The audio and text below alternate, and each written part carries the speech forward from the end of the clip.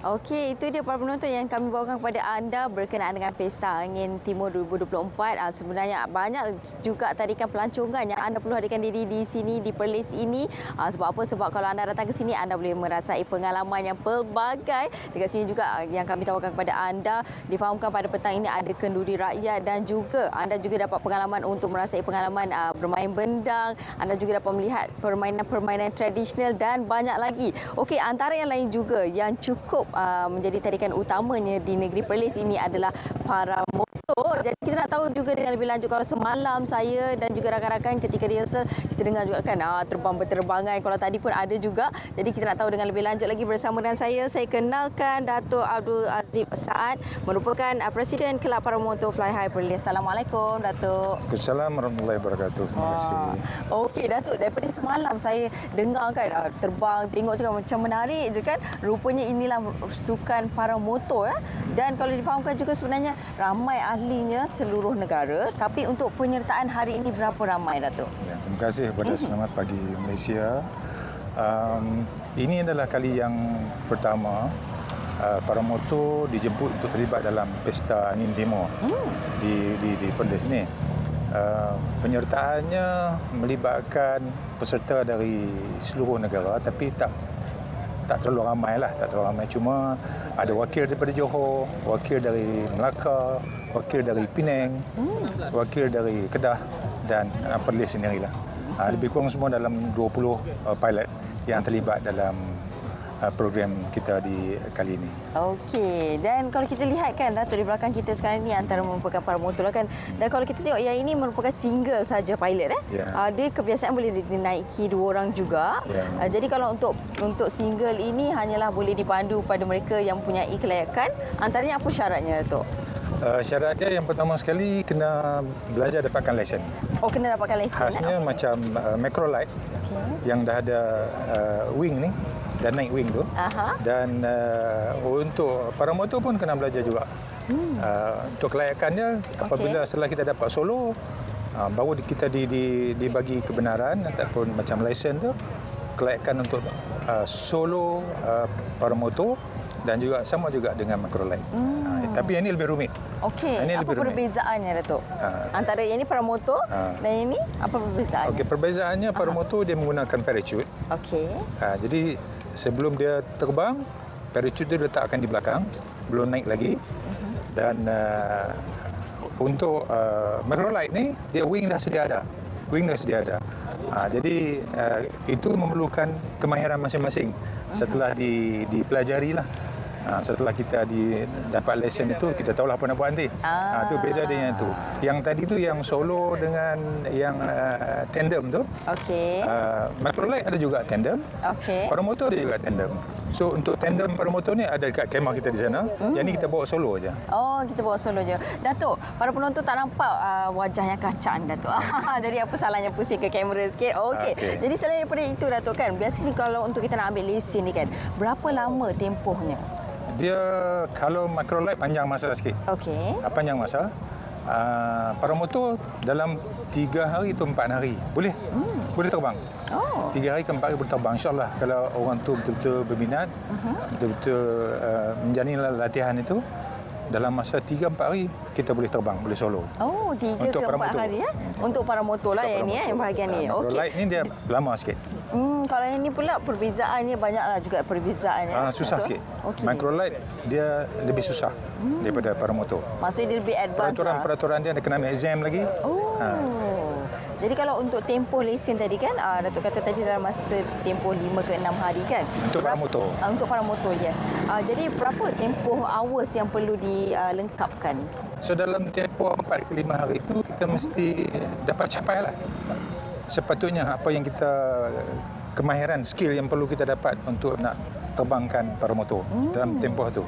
Okey. Dan syarat-syaratnya? Lesen dia akan dibagi setelah kita boleh solo, take off, landing, dia bagi lesen. Semasa kita terbang di atas, instruktur akan bagi arahan dari bawah. Apa kita nak buat.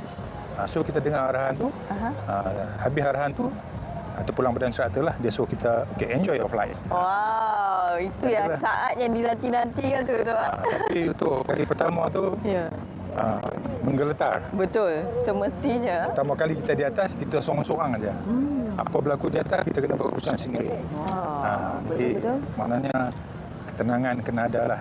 Kesabaran kena ada dan buat apa yang diajar.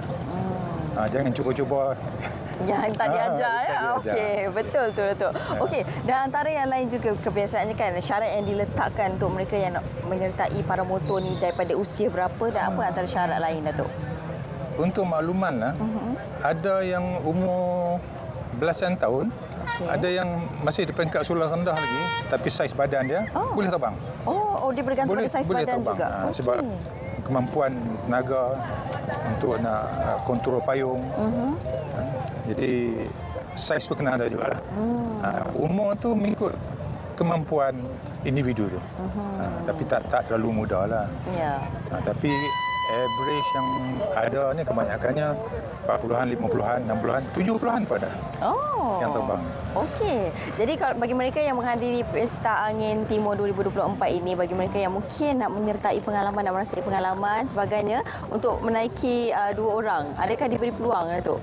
Ada, tapi bergantung kepada keadaan angin. Okey, jadi bolehlah. Boleh. Kita ada pilot di sini yang boleh bawa penumpang. Kita ada pilot di sini, tapi tengok keadaan angin. Okey, dan akan diterbangkan di bahagian mana? Di depan dengan kemah paramotor. Okey, depan so sana. Kita ada tempat yang boleh take off dan landing kawasan tu. Dan yang berminat tu boleh ke kemah sana. Tapi waktu ni dah tak boleh dah. Dia kena awal pagi takut lewat tak. Oh, kenapa waktu ni tak boleh? Angin kuat. Angin terlalu kuat. Okey, dia akan mengganggu juga. Susah. Okey, Susah dari kita nak kontrol dari keselamatan. Okey, dan bila kita join paramotor ni, apa antara perkara yang untuk menitik beratkan dari segi aspek keselamatan itu sendiri? Apa antara kelengkapan yang diperlukan, Datuk? Itu adalah perkara yang utama lah bila kita terlibat dengan aktiviti penerbangan ni. Khasnya macam paramotor kan, kita kena ada enjin yang elok, kita kena ada parachute atau payung dia yang masih boleh digunakan dengan baik. Kemudian kemampuan kita untuk mengendalikan enjin. Adalah beberapa perkara lagi. Kalau apa-apa berlaku di atas, macam mana nak buat, macam mana nak turun cepat. Itu kita diajar teori dan praktikal. Okey, dan kalau dibezakan pula dengan sekarang ni, okey, ini seperti yang tertera di kaca TV anda sekarang ini ini antara persediaan yang perlu dilakukan, persediaan Datuk sendiri sebelum Datuk menerbangkan promotor itu sendiri. Jadi ini antara persediaan yang perlu dilakukan untuk memastikan keadaan dan juga keselamatan semua dalam keadaan baik, Datuk. Ya, betul. Biasanya berapa lama tempohnya untuk persediaan? Kita ambil masa biasanya lebih daripada setengah jam untuk buat pre-check flight tu.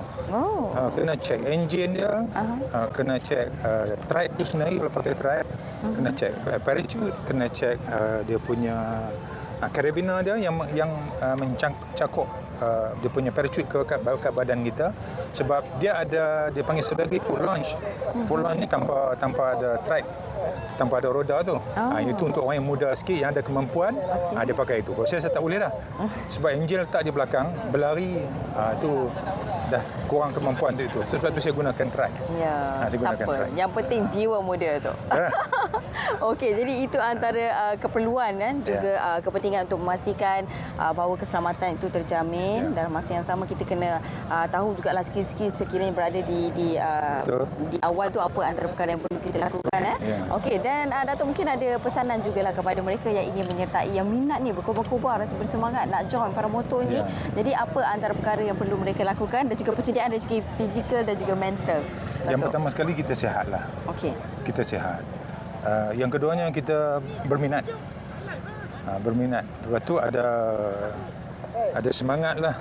Bukan kita berani ke apa. Sebab berani dengan ada pengetahuan. Ya. Jangan berani tanpa pengetahuan. Nanti jadi masalah. Betul. Jadi masalah.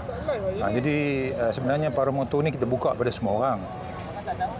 Di seluruh negara, di semua negeri ada. Di Perlis pun ada, tapi kita ahli taklah begitu ramai. Jadi yang berminat boleh hubungi kelab. Di negeri masing-masing. Sebab untuk pengetahuan lah. Kita tak boleh terbang sewenang-wenang. Paramotor ke microlight ke tak boleh terbang sewenang-wenang. Kita terikat dengan peraturan CAM. Dan kita kena minta kebenaran dipanggil NOTAM. kena minta kebenaran pada CAM. Bila dia bagi clearance, dia bagi kebenaran itu, baru kita boleh terbang. Macam kita kelab terbang dekat Perlis pun sama juga. Dapat kebenaran, satu. Yang kedua, bila kita nak terbang, kita kena inform ATC dekat airport Alor-Setar sebelum kita take off. So kita inform dia, kita terbang 3 orang dengan ketinggian yang telah diluluskan, dengan radius yang telah diluluskan, kita terbang. Tapi bila kita landing pun kita kena beritahu. Daripada pukul 4 sampai pukul 4, kata kita terbang pukul 7.30, kita landing pukul 9, kita kena inform balik dekat ATC Airport Alor-Setar tu, kita semua dah landing. Dia bukan suka-suka lah. Ya. Kita kena patuh pada peraturan tu. Ya, itu antara peraturan yang ditetapkan. Yang ditetapkan. Ya. Okey, dan kebiasaannya bila kita terbang tu ketinggian tu berapa, Datuk? Ketinggian ikut dia itu kebenaran. Tapi kita tak pernah terbang tinggi sangat. Sebab kita ringan. Kita angin terlalu kuat, buat apa naik tinggi kan? Yalah, sebab betul. Kita nak tengok view. Betul? Jadi saya pun sebenarnya berminat ni setelah saya dapat pengalaman sekali. Pengalaman terjun tandem. Okey. 10,000 free fall dengan smoke jumper sekali. Depa ajak saya cubalah. Ya. Rupanya bila kita duduk di atas tu sebelum tu mendarat ke bawah tu, ya Allah, memang cantik. Ya, itulah tercetusnya. Bila lagi di Perlis ni kita tak ada bukit, tak ada apa kan. Flat aja. Bila musim padi tu kita tengok ada yang hijau, ada yang kuning kan. Cantik, ya, nampak macam di situlah rasa minat tu dia makin mendalam. Saya belajar terbang ni. Jadi itulah sebenarnya nikmat kan bila kita berada di atas melihat keindahan, terutama di negeri Perlis tu. Tak boleh bayangkanlah. Ya. Cerita orang tak dapat rasa keindahan tu. Buat sendiri pun. Ya, baru tahu pengalaman kan. Baik, itu dia. Baik, terima kasih saya ucapkan kepada Datuk Abdul Aziz Saad merupakan Presiden Kelab Paramotor Fly High Perlis. Bagi anda yang baru nak berjinak-jinak, kita bermula dengan paramotor. Kemudian baru kita akan upgrade sikit, advance sikit untuk motor light. Ya, kita juga untuk pengetahuan diselia oleh MSAF. So kita terikat dengan MSAF lah yang menjaga kita. Okey, baik, itu dia berkenaan dengan sukan paramotor. Anda perlu untuk adakan diri kalau anda nak merasai pengalaman berada di atas dan juga melihat keindahan sebab Datuk kata ada pilot. Jadi jangan risau.